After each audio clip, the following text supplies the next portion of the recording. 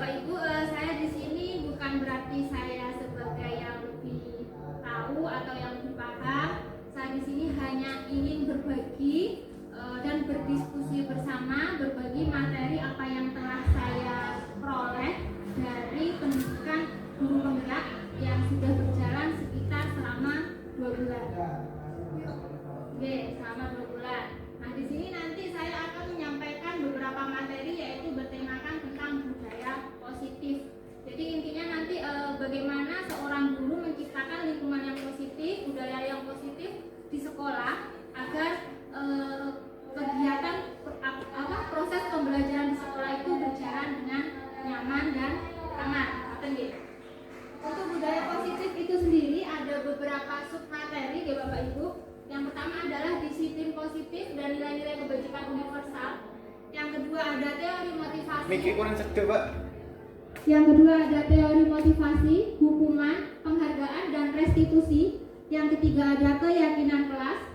Yang keempat ada kebutuhan dasar manusia dan dunia berkualitas. Yang kelima ada restitusi, di mana nanti di situ ada 5 posisi kontrol kita sebagai seorang guru, dan yang terakhir ada segitiga restitusi. Baik, kita masuk ke subbab yang pertama, yaitu disiplin positif dan nilai-nilai kebajikan universal.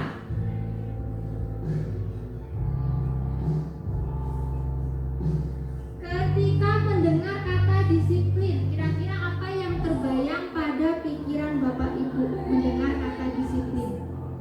Oh, ada yang mau menyampaikan pendapat? Kira-kira taat aturan. Oke, boleh menyampaikan disiplin itu adalah taat aturan. Mungkin Bapak Ibu yang lain punya pendapat lain, apa itu yang dimaksud dengan disiplin? Disiplin? Tepat waktu. Oke, disiplin. Nah, di sini kebanyakan orang akan menghubungkan kata disiplin dengan kata tertib atau teratur atau kepatuhan, dan sering dihubungkan dengan hukuman. Apakah benar seperti itu yang dimaksud dengan disiplin? Kita coba lihat ya Bapak Ibu, apa itu sebenarnya disiplin. Disiplin berasal dari bahasa Latin yang artinya adalah disiplina. Berasal dari bahasa Latin yaitu disiplina yang artinya adalah belajar. Jadi disiplin itu sendiri artinya bukan tata tertib atau taat aturan deh, tapi arti sebenarnya adalah belajar. Nah, di sini juga yang dimaksud kata disiplin itu juga berasal dari akar kata disciple yang artinya adalah murid atau pengikut.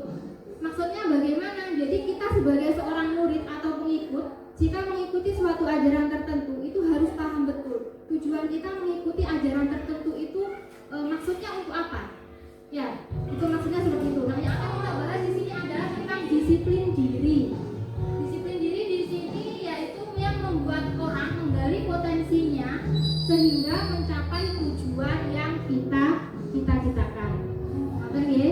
Paham ya yang dimaksud dengan disiplin ya? Oke, saya lanjutkan. Nah, di sini Bapak pendidikan kita yaitu Bapak Ki Hajar Dewantara menyatakan bahwa untuk mencapai kemerdekaan dalam konteks pendidikan, maka syarat utamanya adalah harus ada disiplin yang kuat. Nah, sehingga jika disiplin yang kuat itu ada dalam diri anak, maka disiplin yang dimaksud di sini adalah disiplin yang dimiliki oleh anak sehingga menimbulkan motivasi dari dalam diri anak atau motivasi intrinsik. Contoh sederhana seperti ini Bapak Ibu, misal kita menggunakan helm pada saat berkendara roda 2. Siswa itu atau seseorang diminta menggunakan helm. Itu yang pertama tujuannya itu sebenarnya untuk apa? Tahu Bapak Ibu? Keselamatan. Nah, jika seseorang meyakini bahwa tujuan utamanya adalah untuk keselamatan, maka mereka tidak perlu terpaksa, nggak harus terpaksa dalam menggunakan helm, tapi memang kesadaran dirinya sendiri atau disiplin yang sudah tumbuh dari dalam dirinya sendiri. Oh, saya itu kepingin selamat, jadi saya harus menggunakan helm. Nggak perlu paksaan dari seseorang, kamu harus menggunakan helm karena nanti ada polisi, nanti takut ditilang atau sebagainya. Nah, itu yang dimaksud disiplin diri di sini seperti itu. Jelas ya Bapak Ibu?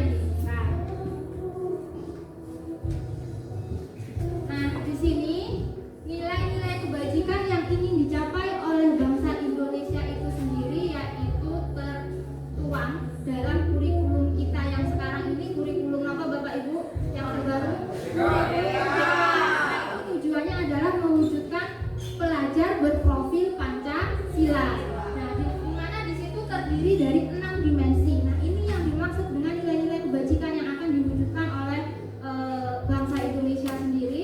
6 dimensi yang pertama yaitu beriman, bertakwa kepada Tuhan Yang Maha Esa dan berakhlak mulia. Yang kedua adalah mandiri, yang ketiga adalah bernalar kritis, lalu berkebinekaan global, bergotong royong, dan yang terakhir adalah kreatif. Nah, itu nilai-nilai kebajikan yang ingin dicapai oleh bangsa Indonesia saat ini. Baik Bapak Ibu, itu tadi subbab yang pertama. Sekarang kita lanjut ke subbab yang kedua, yaitu tentang teori motivasi, hukuman, penghargaan, dan restitusi. Untuk sesi tanya jawab nanti saya berikan kesempatan, jadi saya menyampaikan materi terlebih dahulu karena waktunya terbatas. Untuk teori motivasi sendiri itu ada 3 jenis ya Bapak Ibu. Maksudnya motivasi itu gimana? Motivasi seseorang yang menyebabkan seseorang itu untuk melakukan sesuatu. Itu ada 3. Yang pertama apa Bapak Ibu? Yaitu untuk menghindari ketidaknyamanan atau hukuman. Contoh sederhananya, misal siswa kita minta menggunakan sepatu hitam. Nah, siswa itu karena motivasi yang timbul, aku tak menggunakan sepatu hitam soalnya wedi dihukum Bapak Ibu guru. Jadi motivasi yang ada pada siswa itu adalah motivasi yang pertama, yaitu motivasi ketidaknyamanan atau karena hukuman. Itu yang pertama. Sedangkan motivasi yang kedua itu adalah motivasi karena ingin mendapatkan imbalan. Nah, itu contohnya seperti apa? Misal di kelas, ayo anak-anak siapa yang bisa mengerjakan ini, biasanya diem aja, nggak ada yang mau maju, nggak ada yang mau menyampaikan pendapatnya. Nah, tapi pas tiba-tiba nanti yang maju saya berikan uang 10.000 misal gitu ya. Jadi kan motivasinya itu timbul dalam diri anak, kok asik, aku setelah ini kalau maju aku dapat uang 10.000. Nah, jadi motivasi yang ada dalam diri anak itu adalah motivasi karena ingin mendapatkan imbalan. Sedangkan motivasi yang terakhir adalah untuk menghargai diri sendiri. Nah, ini motivasi yang ingin kita capai kepada anak, agar anak itu nggak harus dihukum dulu, nggak harus diberi imbalan dulu, tapi memang sesuai dengan kesadaran diri anak itu sendiri, sesuai dengan keinginan dalam hatinya bagaimana ia melakukan sesuatu. Kamu harus menggunakan sepatu itu tujuannya sepatu hitam tujuannya bukan karena takut dihukum, bukan karena dapat imbalan, tapi karena memang kesadaran dalam dirinya, oh saya harus pakai sepatu hitam, tujuannya biar sama dengan teman-teman semua, biar sama, nggak membeda-bedakan ras, suku atau latar belakang seperti itu. Jadi tanpa disuruh pun anak dengan sadar diri bisa menggunakan sepatu warna hitam. Contoh sederhananya seperti itu ya Bapak Ibu. Jelas ya untuk motivasi.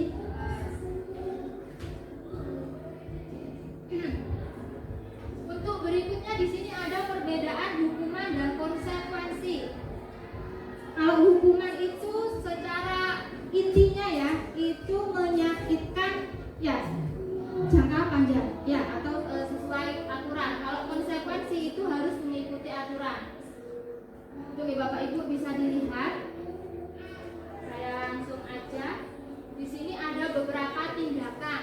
Kira-kira ini saya minta Bapak Ibu menentukan yang manakah yang merupakan hukuman, yang manakah yang merupakan konsekuensi dari beberapa pertanyaan itu. Pernyataan yang pertama, apa Bapak Ibu? Pernyataan yang pertama itu hukuman apa konsekuensi? Mencatat 100 kali dengan kalimat saya tidak akan terlambat lagi. Hukuman apa konsekuensi? Hukuman. Oke, nanti dulu jawabannya sakit. Terus yang kedua, hukuman apa konsekuensi? Hukuman apa konsekuensi? Ada yang ngomong konsekuensi, ada yang jawab hukuman. Tarik mengelilingi lapangan. Gimana Bapak Ibu? Hukuman. Oke, yang ketiga, hukuman apa konsekuensi? Murid diminta push up. Hukuman. Ye. Terus yang berikutnya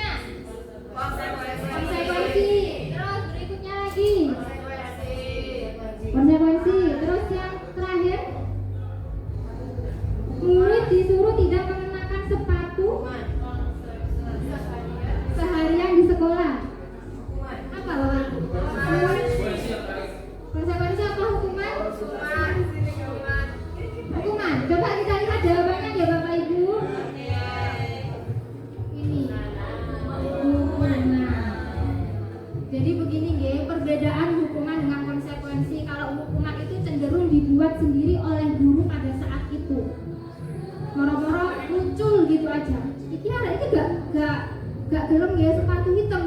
Ya wes, kalau lari keliling lapangan sebanyak 10 kali dan itu menyakitkan anak. Itu cenderung disebut sebagai hukuman.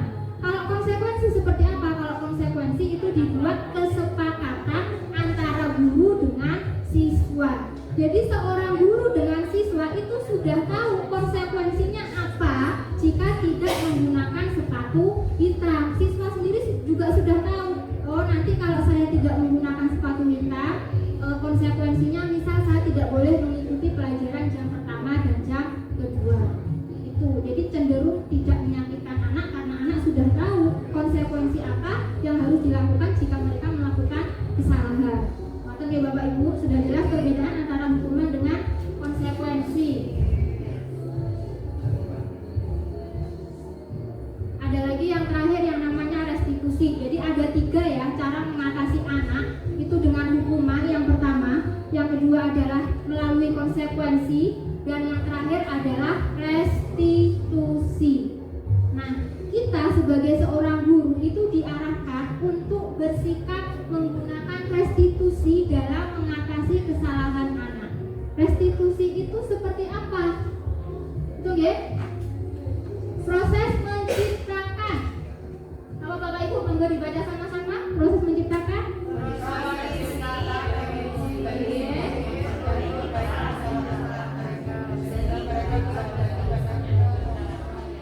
Oke, intinya restitusi itu menuntun anak untuk belajar dari kesalahan dan belajar gimana anak itu mengatasi masalahnya sendiri. Jadi tanpa harus dihukum, tanpa harus melakukan konsekuensi, tapi anak itu diarahkan berdasarkan keyakinan yang ada pada dirinya, diarahkan kenapa dia melakukan kesalahan dan bagaimana caranya dia sendiri dalam mengatasi kesalahan tersebut agar tidak mengulangi kesalahannya. Nah, ciri-ciri restitusi di sini ada beberapa. Yang pertama adalah bukan untuk menebus kesalahan, memperbaiki hubungan, tawaran, dan bukan paksaan. Terus menuntun untuk melihat ke dalam diri, mencari kebutuhan dasarnya, fokus pada karakter, dan yang terakhir adalah fokus pada solusi. Intinya restitusi itu fokus pada solusi. Misal anak itu terlambat, gimana caranya kita mencari solusi anak itu nggak terlambat lagi. Tapi bukan kita yang mencari, kita diskusi dengan anak. Gimana kamu caranya agar nggak terlambat lagi? Nah, nanti kita diskusi. Jadi mereka itu belajar menemukan sendiri solusi untuk menyelesaikan masalah keterlambatan. Nah, ini ya Bapak Ibu perbedaan hukuman, konsekuensi, dan restitusi. Restitusi itu cenderung menghargai orang lain. Nah, ini kalau hukuman itu sifatnya negatif, murid atau anak akan membenci peraturan ya kalau hukuman. Kalau restitusi, murid atau anak akan menghormati peraturan. Sedangkan kalau restitusi, murid atau anak akan menghargai diri sendiri maupun orang lain. Kalau hukuman sifatnya negatif, kalau konsekuensi sifatnya netral, sedangkan restitusi adalah sifatnya positif.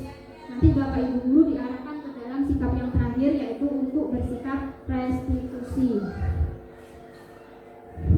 Baik Bapak Ibu, itu tadi sudah 2 submodul. Sekarang saya masuk ke subbab yang ketiga, yaitu tentang keyakinan kelas. Di situ ada yang namanya keyakinan kelas. Kenapa kok bukan peraturan saja? Kenapa harus keyakinan kelas? Mengapa kita harus menggunakan helm? Mengapa kita harus datang tepat waktu? Di situ, kenapa intinya bukan pakai peraturan, Bu? Kenapa harus kita menggunakan keyakinan kelas? Nah, keyakinan kelas tujuannya adalah untuk mendorong motivasi intrinsik siswa. Maka nilai-nilai dan keyakinan-keyakinan akan lebih menggerakkan seseorang daripada sekedar peraturan-peraturan saja. Jadi Bapak Ibu, orang kalau ada peraturan dilarang buang sampah sembarangan, kadang dia tetap aja buang sampah di lain tempat deh. Tapi kalau memang kesadarannya atau keyakinannya, oh jangan sampai aku mengotori kelasku, jangan sampai kelas ini kotor, otomatis sesuai dengan keyakinannya itu, maka mereka akan membuang sampah dengan sendirinya pada tempatnya tanpa harus kita buat peraturan. Itu yang namanya keyakinan kelas.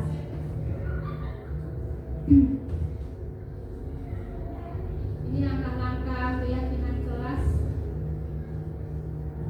Oh, sebentar.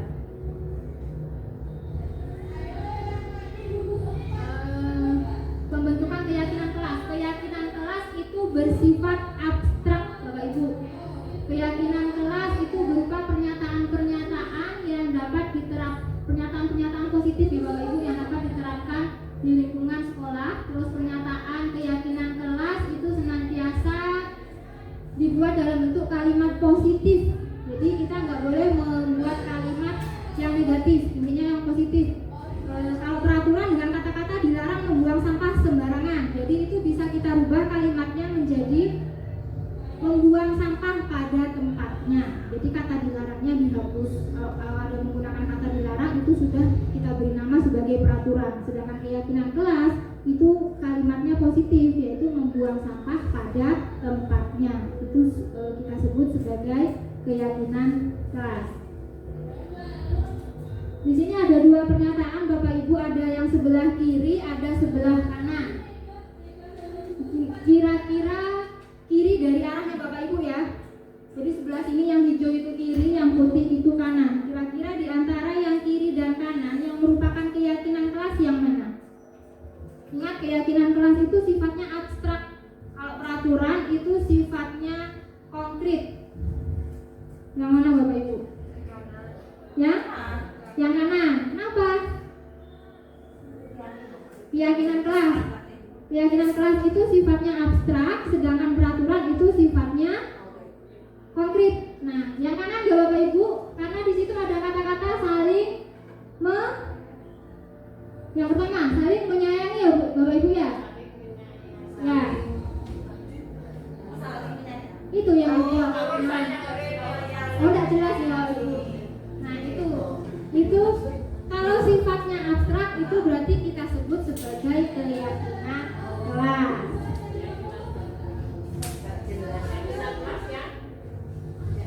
Abstrak. Okay. Ini contoh saya membuat keyakinan kelas ya Bapak Ibu. Jadi saya itu masuk ke dalam kelas, saya itu menawarkan kepada anak-anak, ayo anak-anak silakan tulis saja apa yang kalian inginkan, unek-uneknya silakan ditulis, entah itu bagaimana, lalu ditempel. Setelah saya baca di situ ada yang menyampaikan seperti ini.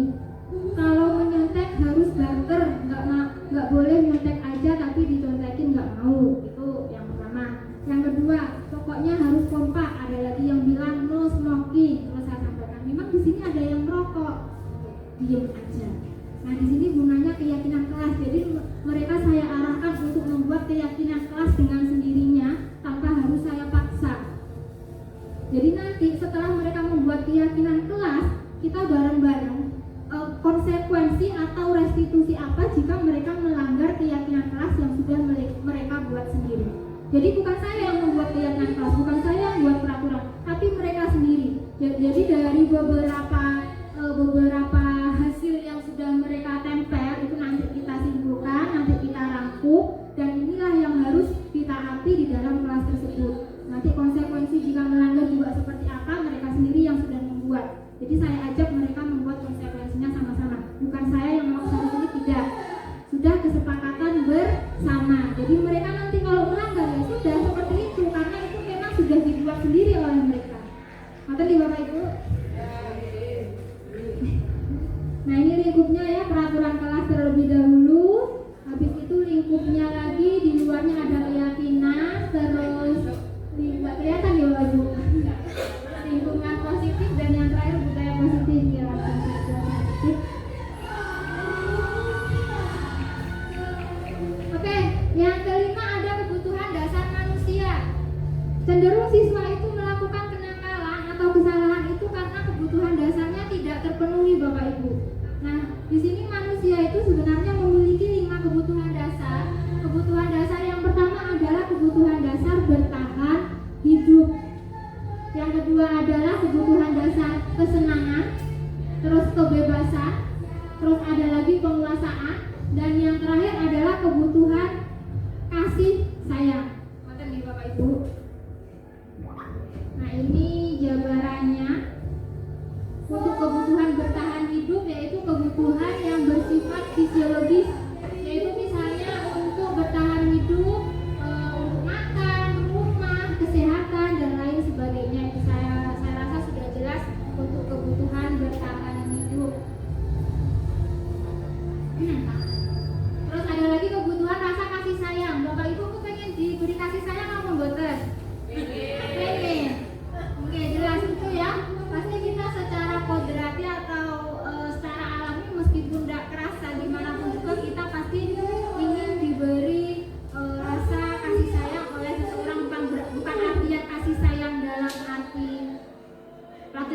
kemampuan boten nggih, tapi kasih sayang secara umum. Kasih sayang ini diterima, maksudnya diterima di kelompoknya itu seperti itu. Kebutuhan untuk memberi dan menerima kasih sayang dan kebutuhan. Terus ada penguasaan. Penguasaan di sini artinya bukan saya ingin menguasai sesuatu, tidak. Kebutuhan ingin diakui. Misal kita memiliki prestasi apa? Prestasi kita itu ingin dihargai, itu merupakan kebutuhan. Kita sudah melakukan prestasi tapi tidak diakui, tidak dihargai, berarti kebutuhan dasar penguasaan kita belum terpenuhi. Jadi kalau kita sudah melakukan prestasi, misal Pak Agus, misal prestasinya sudah membawa anak kir lomba dan juara 2, ternyata kan diapresiasi, misal diapresiasi oleh sekolah, apalagi sampai dihubungkan di depan, apalagi sampai dapat penghargaan. Nah itu pasti rasanya senang ya Pak Agus. Nah itu kebutuhan penguasaannya itu sudah terpenuhi. Senang itu Iya, betul. Senang itu juga kebutuhan, tadi sudah ada Pak, kebutuhan kesenangan yang terakhir gitu. Oh itu, kebutuhan akan kesenangan. Sampai juara Oke. Bermain, tertawa, kumpul-kumpul dengan teman, akhirnya membuat kita bahagia, itu merupakan kebutuhan kesenangan. Gak mungkin kita nggak pernah tertawa nih Bapak Ibu, selalu cemberut, berarti itu memang lain daripada yang lain, berarti iya perlu diperiksakan. Kebutuhan kesenangan itu pasti ada dalam diri manusia dan itu harus terpenuhi. Biasanya kalau kebutuhan kesenangan nggak terpenuhi, paling kita itu bad mood, terus ngapa-ngapain kudu marah atau apa, karena kebutuhan kesenangannya belum terpenuhi. Jadi kalau memang bad mood, ditaruh dulu pekerjaannya, carilah kesenangan di luar agar kebutuhan kesenangannya terpenuhi. Nah kan nggih Pak? Giling. Perasaan nggih. Nah ini kan ada kesenangan Bu. Kita kan kalau jalan-jalan, makanya kan di Indonesia kan ada liburnya itu untuk memenuhi kebutuhan kesenangan, biar nggak bosan belajar, terus nggak bosan dengan kegiatan, terus nggak mungkin kita bekerja 1 bulan penuh, nggak mungkin, pasti stres ya, pasti ya bakalan cepet mati. Soalnya kebutuhan kesenangannya tidak terpenuhi, maka ya betul, sasarannya banyak yang mati karena iya betul, stres karena terlalu banyak pekerjaan, mungkin seperti itu. kesenangan ini. Abu,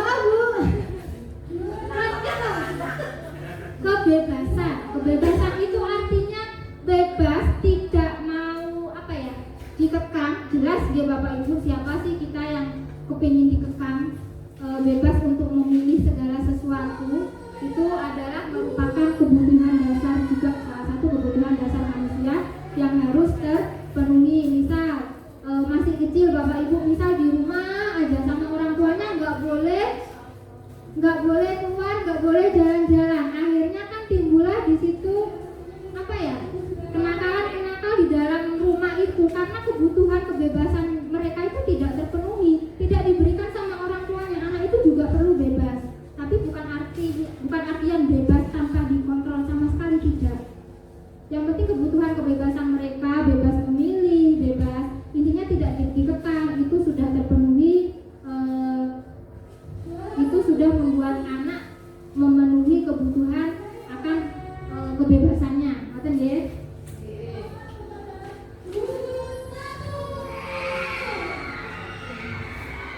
Kita lanjut ke subbab yang kelima. Nah ini Bapak Ibu, subbab yang kelima, kurang 2 subbab lagi ya Bapak Ibu, mohon bersabar. Subbab yang kelima yaitu tentang 5 posisi kontrol. Kita sebagai seorang guru itu kemungkinan memiliki salah satu atau salah 2 atau kelimanya posisi kontrol sebagai seorang guru atau yang sudah punya anak sebagai seorang orang tua. Yang pertama, posisi kontrol sebagai penghukum. Yang kedua, pembuat merasa bersalah. Yang ketiga, teman. Yang keempat, pemantau. Dan yang terakhir adalah manajer. Posisi kontrol sebagai penghukum itu apabila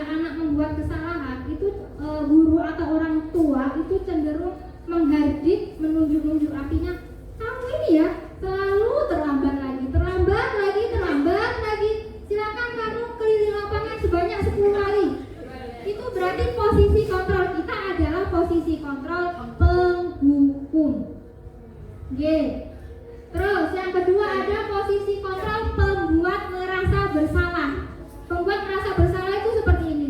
Aduh nak, kamu ini kok terlambat lagi, kamu gak kasihan apa sama ibu? Ibu ini nanti dimarahin bapak kepala sekolah loh. Nah itu membuat si siswa itu merasa bersalah. Ibu itu membuat merasa bersalah. Itu tahu bu, saya itu iya nanti saya bisa dimarahin kepala sekolah. Kamu itu mau gak ngerti sih sama ibu. Itu ya, itu berarti posisi kontrol kita itu berperan sebagai pembuat merasa bersalah. Yang ketiga itu posisi kontrol teman. Artinya misal ada siswa terlambat. Ya Allah nak, kenapa kamu terlambat lagi? Tapi sambil senyum-senyum. Ya sudah, nggak apa-apa. Cepet-cepet masuk. Keburu kepala sekolah tahu. Nah itu berarti menganggap dia itu sebagai teman kita. Siswa pun juga akan senang kalau kita asik sama Bu Endah gak kira di senengi malah dikongkon masuk. Cepet-cepet udah masuk, nanti saya bantu beri alasan kepada kepala sekolah. Nah itu berarti posisi kontrol kita adalah posisi kontrol sebagai teman. Yang kedua, posisi kontrol sebagai pemantau. Pemantau itu gimana Bapak Ibu? Kalau pemantau itu cenderung mengikuti aturan. Misalnya, Adi, kamu terlambat ya? Kamu tahu kan konsekuensinya kalau terlambat seperti apa? Tahu Bu, gimana? Kamu tidak boleh mengikuti jam pelajaran pertama sampai kedua. Nah itu cenderung mengikuti aturan. Itu berarti posisi kita Y. Itu kita disebut sebagai posisi kontrol pemantau. Dari keempat ini dulu Bapak Ibu, kira-kira kita masuk posisi kontrol yang mana dalam menangani anak? Campur-campur. Tergantung anaknya mungkin ya Bu. Tergantung anaknya apa? Kalau anaknya setiap pembelajaran kita terlambat, akhirnya kita ada di posisi pendukung. Oke. Nah, di sini Bapak Ibu, setelah saya belajar selama kurang lebih 2 bulan ya, pendidikan guru penggerak kita itu diharapkan berada pada posisi manajer. Tapi memang enggak mudah ya Bapak Ibu, kok enak kita semudah itu enggak ngerti sih kondisinya siswa koyo opo. Kan gitu ya, mungkin bilang seperti itu. Memang seperti itu ya. Nah, kita itu posisi manajer itu seperti apa? Posisi manajer itu artinya seperti ini. Misal ada siswa terlambat.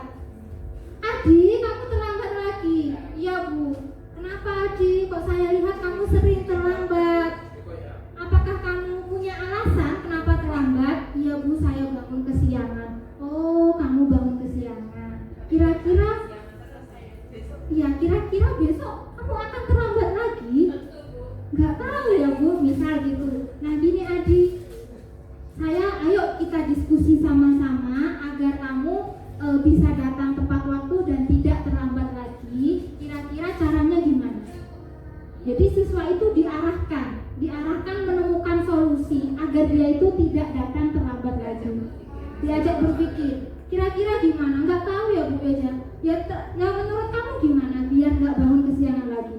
Menyetel alarm mungkin Bu, misal gitu. Oke, saya catat ya, menyetel alarm ya. Nah kira-kira kalau menyetel alarm kamu tetap nggak bangun, gimana Adi? Misal kamu malamnya main PS, ada yang mengingatkan kamu nggak? Di rumah ada siapa? Ada ibu saya Bu.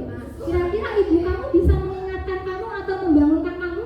Bisa Bu. Nah berarti saya nanti minta tolong sampaikan ke ibu kamu agar kamu dibangunkan lebih awal. Kira-kira kamu setelah dibangunkan ibu kamu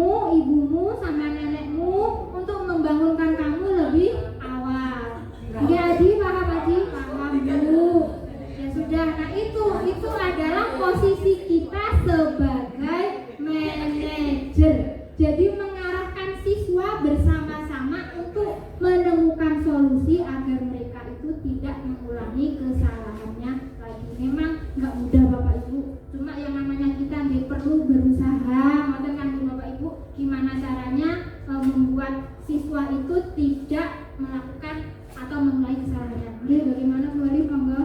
Untuk itu semua kan butuh waktu. Butuh waktu. Kapan kita melakukan itu? Apa langsung pada saat anak itu jika itu membutuhkan waktu yang banyak bagaimana dengan Pada saat melakukan kesalahan Bu. pada saat itu? Oke. Berarti memang waktunya khusus untuk anak itu. Oke. Mengambil waktu Nggak apa-apa. nggak apa-apa itu. Nah di sini makanya saya juga mengundang salah satu guru BK nih Bapak Ibu, Bu Uun di sini barangkali bisa jadi apa ya, pengetahuan saja, sedikit pengetahuan bagaimana cara ini kan hanya pengetahuan saja, memang belum saya terapkan ya Bapak Ibu. Mungkin yang saya terapkan ya baru sedikit. Dari situ juga saya menyadari, oh selama ini posisi saya di mana. Mungkin saya cenderung ke posisi pertama jarang ya Bu. Kemungkinan antara 2, 3, 4, memang tergantung siswanya ya Bu ya. Antara 2, 3, dan 4 itu membuat merasa bersalah. Aduh kamu nggak kasihan lah sama ibu, nanti dimarahin kepala sekolah. Itu membuat merasa bersalah. Ngoten ya Bapak Ibu. Ini tadi perbedaannya. Ini ada videonya Bapak Ibu, kira-kira bisa diputar nggak di sini? Bisa. Oke.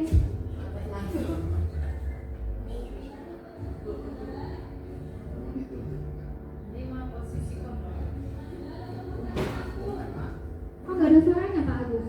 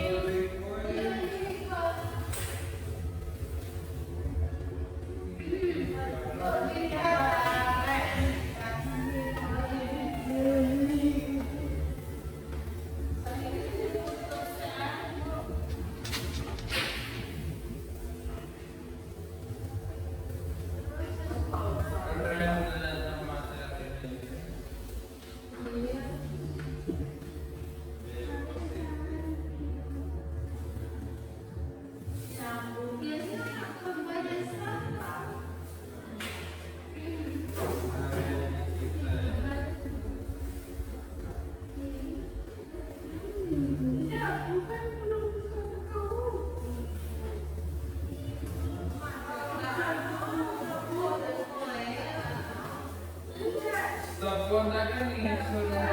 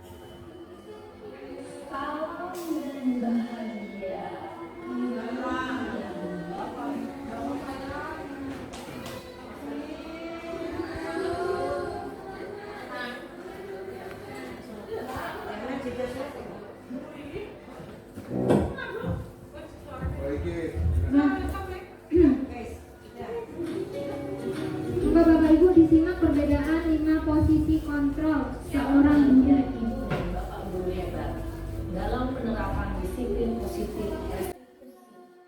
Salah satu program yang dikembangkan adalah 5 posisi kontrol. 5 posisi kontrol dalam institusi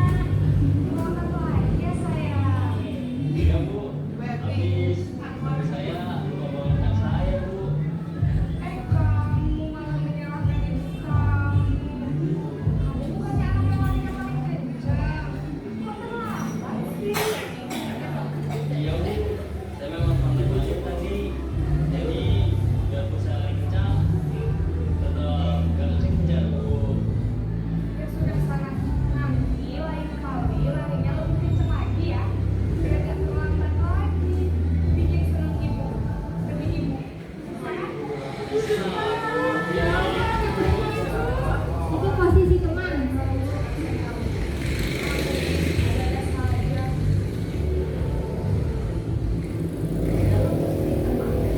Berbicara dengan nada suara ramah, akrab, cenderung bersinar gurau untuk menjaga suasana tetap santai.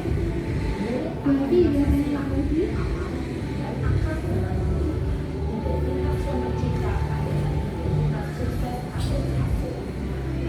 Namun, perlu diingat, karena ini masih dorongan eksternal, maka ada faktor ketergantungan dari murid kepada orang tertentu. Di sini, guru absennya, sehingga di lain waktu, murid bisa berperilaku baik, namun hanya kepada orang-orang tertentu saja. apa ya Bapak Ibu, saya skip lanjut materi berikutnya. Nah, lagi. Ini posisi pemantau atau monitor.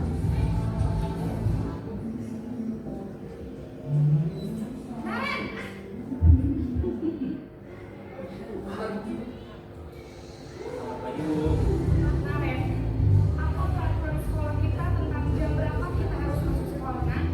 Pemantau cenderung ke peraturan. Harus di sekolah jam 7, Bu. Iya, betul. Sekarang sudah jam 7.20. Kalian sudah tahu konsekuensinya jika terlambat hadir. Paham, Bu. Saya harus tinggal kelas pas jam istirahat selama 20 menit. Iya, benar. Konsekuensinya demikian. Jadi nanti jam 9.30 pas istirahat, kamu harus tinggal di kelas, kerjakan tugas tambahan untuk ketertinggalan kamu, ya? Baik, Bu. Lanjut Bapak Ibu. Pemantau mengandalkan penghitungan atau data untuk mengontrol Nasib. murid. Guru mengarahkan murid berdasarkan peraturan dan konsep.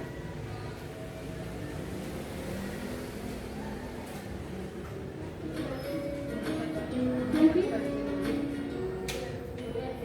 Salam bahagia.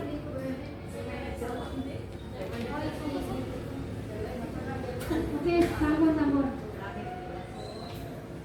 Kita masuk ke subbab yang terakhir Bapak Ibu, yaitu segitiga restitusi. Jadi inti utama dari materi ini kan adalah restitusi ya Bapak Ibu. Dalam mengatasi anak kita perlu menggunakan segitiga restitusi, dan posisi kita tempatkan pada posisi manajer. Ngoten nggih. Kita perlu usaha di situ. Nah, di sini untuk segitiga restitusi. Segitiga restitusi itu artinya apa? Yaitu suatu proses dialog yang dilakukan oleh guru atau orang tua agar menghasilkan siswa yang mandiri dan bertanggung jawab. Oke, intinya tadi ya, mengajak siswa untuk menemukan solusi agar siswa tidak mengulangi kesalahannya lagi.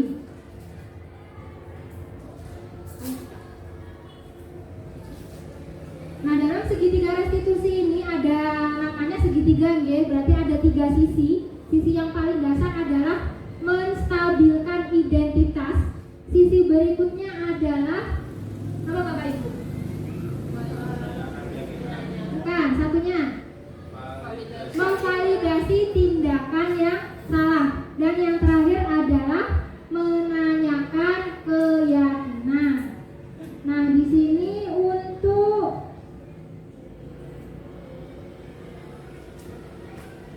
menstabilkan identitas, artinya kita membuat siswa itu merasa tidak gagal, artinya menggeser siswa dari yang gagal menjadi merasa tidak gagal. Jadi menstabilkan dulu agar siswa itu tidak langsung meluapkan emosinya, tidak, menstabilkan dulu posisinya, baru kita nanti lanjut ke masalah yang dialami. Nah, ini guru berkata yang pertama adalah berbuat salah itu adalah hal yang wajar. Jadi kan siswa sudah merasa agak adem, nggak langsung kamu kenapa salah, jadi langsung distabilkan dulu, perasaan siswanya distabilkan dulu. Tidak ada manusia yang sempurna. Ibu bapak guru juga pernah berbuat salah. Nah, itu adalah kalimat-kalimat yang diungkapkan dalam tahap menstabilkan identitas. Tahap berikutnya adalah validasi tindakan yang salah. Validasi tindakan yang salah itu kalimat yang dikatakan oleh guru atau orang tua. Kamu pasti punya alasan bukan kenapa melakukan Nah itu validasi tindakan yang salah. Jadi tidak moro-moro kamu pasti gini ya melakukan itu, pasti punya alasan. Jadi alasannya itu kita arahkan untuk menyampaikan alasan kenapa siswa itu melakukan kesalahan. Maka sedangkan yang terakhir adalah menanyakan keyakinan. Menanyakan keyakinan berarti apa nilai-nilai yang kamu percayai dalam diri kamu, terus nilai-nilai kebajikan apa yang perlu kamu tingkatkan setelah kamu melakukan kesalahan itu. Nah di sini saya langsung aja ke contohnya berupa video Bapak Ibu.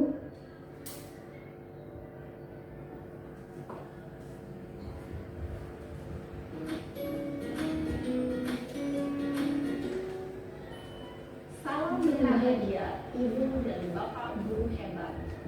Pada video kali ini kita akan membahas tentang salah satu program disiplin positif yang diterapkan di lingkungan sekolah yang dikenal dengan nama restitusi. Terakhir Bapak Ibu, setelah ini selesai. Restitusi dikembangkan oleh pakar pendidikan Diane Wilson. Ini pakarnya bernama Diane Wilson Bapak Ibu yang menciptakan segitiga restitusi. Adalah suatu proses dialog yang dijalankan oleh guru atau orang tua agar dapat menghasilkan murid yang mandiri dan bertanggung jawab. Pada saat guru di posisi manajer, aspek yang dikembangkan pada murid adalah motivasi berprinsip, sehingga penanaman nilai-nilai kebajikan dapat tumbuh dan berkembang menjadi suatu kebiasaan positif yang akhirnya membentuk karakter murid. Proses dialog ini terdiri dari 3 langkah yang digambarkan pada ketiga sisi pada segitiga restitusi. Sisi pertama adalah menstabilkan identitas. Sisi yang kedua adalah validasi tindakan yang salah. Dan sisi yang ketiga adalah menanyakan keyakinan. Ibu dan Bapak Guru, berikut ini akan ditunjukkan bagaimana seorang guru berada dalam Contoh seorang guru menerapkan posisi manajer menggunakan segitiga restitusi.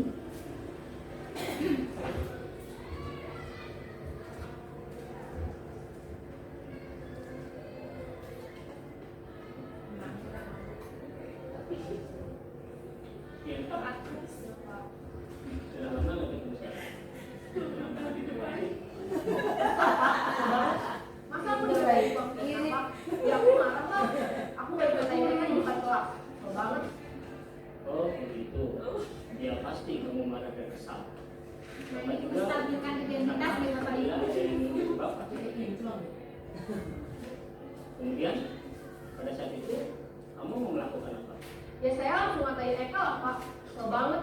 Saya bentak-bentak dia depan teman-teman lain. Oh begitu. Karena suatu alasan tertentu kan? Nah ini Iyalah, validasi tindakan saya yang diam salah. aja Pak. Ya saya bela diri lah. Masa saya dituduh tukang fitnah? Ya wajar lah mempertahankan harga diri. Validasi ya Bapak Ibu ini. Untung kamu tidak bertindak lebih gegabah lagi. Hanya meminta-minta. Iya Pak. Untung saya masih bersabar dan hanya meminta saja. Bagus padahal. Iya Pak. Bentar-bentar. Tapi kamu memilih kebentaan dan sabar. Kamu memilih untuk tidak berbuat lebih parah lagi. Nah, sekarang coba kita lihat lagi tindakan kamu yang bentak-bentak Eka di kelas. Ini menanyakan keyakinan Bapak Ibu. Kira-kira sesuai dengan keyakinan kelas atau prinsip kamu tidak? Enggak lah Pak. Capek Pak jadi pengalah. Jadi keyakinan atau prinsip mana yang kurang sesuai dengan keinginan kamu? Ya, saya sebenarnya sangat menghargai orang lain. Mungkin saat itu saya menjadi emosi. Jadi tidak menunjukkan sikap itu. Kamu meyakini tidak menghargai orang lain itu penting buat kamu? Yakinlah Pak. Iya, setuju. Kita harus saling menghargai. Namun ada juga keyakinan yang kita sepakati yang perlu